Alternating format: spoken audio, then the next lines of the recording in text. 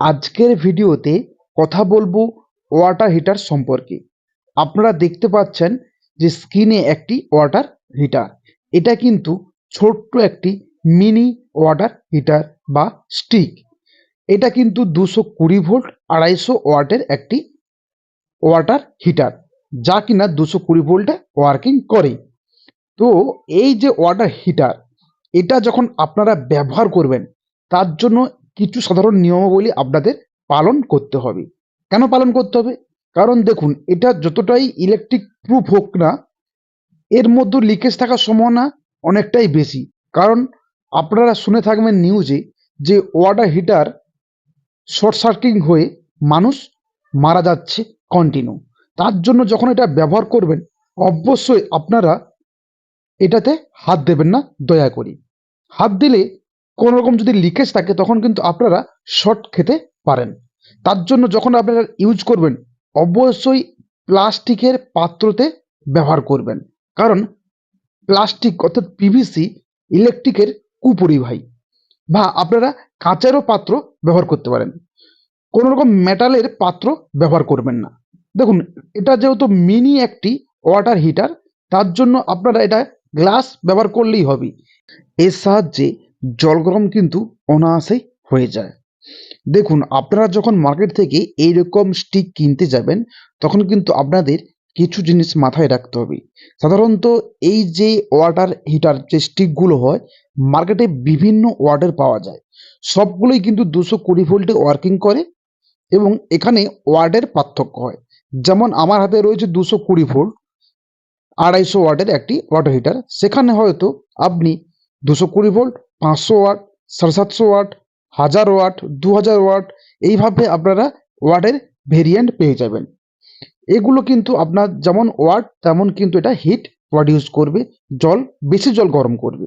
তাহলে আপনি আপনার অনুযায়ী কোনটা নেবেন সেটা কিন্তু আপনাকে চুজ করে নিতে হবে। দেখ, আপনি যদি মনে করেন যে এক বালতি জল গরম করব, সেখানে আপনি 500 থেকে 700 ওয়াটের একটা ওয়াটার হিটার অনায়াসেই আপনার কাজ চলে যাবে। দেখুন, তাহলে কোন ওয়াটার হিটার কিনবেন?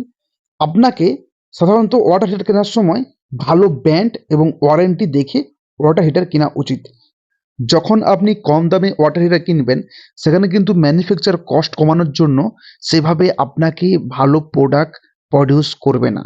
তার জন্য আমি বারবার বলি যে ইলেকট্রিক জিনিসে কোনো রকম কম্প্রোমাইজ করবেন না। ভালো ব্র্যান্ডের কিনুন এবং ভালো দাম দিয়ে কিনুন। কোম্পানি দাম নিচ্ছে মানে ভাববেন যে আপনাকে ভালো মাল দিচ্ছে, এইটুকু আপনাকে ভরসা করতেই হবে। তো চলুন আমি আসল কথায় আসি। এই যে আপনারা দেখছেন আমার ওয়াটার হিটারটা, এটা কিন্তু খারাপ অবস্থায় রয়েছে। তো এটা আমি আজকে সার্ভিসিং করে আপনাদের দেখাবো। তো সার্ভিসিং কিভাবে করব? এর জন্য মাল্টিমিটার নিতে হবে। যদি আপনাদের কাছে মাল্টিমিটার না থাকে তাহলে কি করবেন, একটি 100 ওয়াটের বাল্ব নিলেই হবে। সেটাকে সিরিজে কানেকশন করবেন, করে আপনি এটাকে চেক করতে পারবেন। সে বিষয়ে আমি পরে বলছি। আগে যে বেসিক প্রবলেম, এর ভিতরে কিন্তু কোনো রকম কিছু প্রবলেম হয় না। সাধারণত যে প্রবলেমগুলো হয় সেটা সিম্পল প্রবলেম, আপনি অনায়াসে বাড়িতে ঠিক করতে পারবেন। তো সেটা ঠিক করার জন্য আপনাকে কি করতে হবে, প্রথমে ইলেকট্রিক দিয়ে দেখে নিলেন, হাত দেবেন না কিন্তু, দেখে নিলেন যে ইলেকট্রিক আসছে কিনা। দেখছেন যে ইলেকট্রিক আসছে না, তখন কি করবেন, প্রথমে এটাকে খুলবেন। দেখুন, খুললেই কিন্তু আপনি বুঝতে পারবেন যে একটি কয়েল এবং সেই কয়েলের সাথে ফেজ নিউট্রাল সংযোগ করা আছে। সাধারণত যে প্রবলেমগুলো হয় এই ফেজ নিউট্রাল এই ওয়্যারগুলো ডিসকানেক্ট হয়ে যায়, কারণ এখানে খুব পরিমাণে হিট হয় এবং এটা যেহেতু জলের মধ্যে ইউজ করা হয় তার জন্য কি হয়, জল থেকে যে বাষ্প হয় সেই বাষ্পের সাহায্যে এখানে কিন্তু জলীয় বাষ্প ঢুকে যায়। এর ফলে এখানে মরচে লেগে যায়। এর জন্য এখানে কিন্তু তাড়াতাড়ি রাস্ট হয়। রাস্টের জন্যই কিন্তু এই ওয়্যারগুলো ডিসকানেক্ট হয়ে যায়।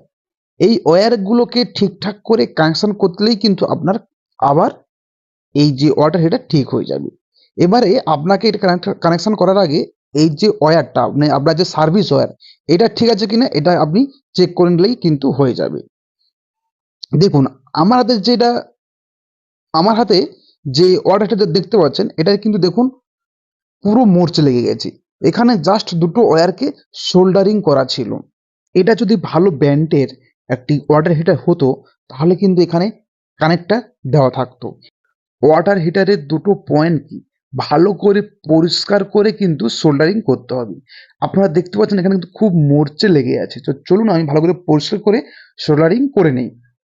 আপনারা দেখছেন আমি কিন্তু ভালো করে ফেস করে পরিষ্কার করে সোল্ডারিং করেছি।